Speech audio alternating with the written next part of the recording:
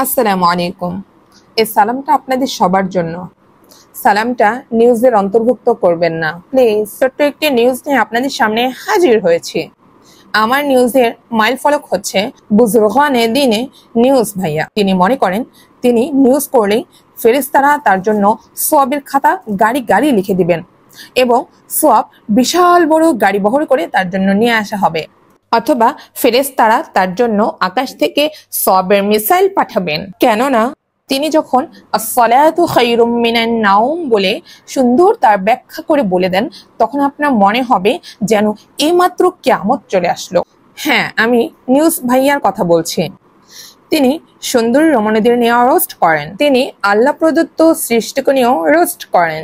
যেমন মীরা জাফরিদি কখনো তার স্ত্রীকে হাত দিয়ে মারতে পারবে না, নাউজুবিল্লাহ। আবার তিনি ছেঁকা খেয়ে বেকা হয়ে লাক্সারিয়াস বোটে টাগওয়ার হাওরে যান।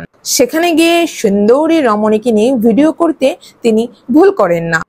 গুলিস্তানের নেকাবিদের প্রতি তার সম্পূর্ণ জ্ঞান রাখেন। যতটুকু দেখেছি তার কিঞ্চিত পরিমাণও বলিনি।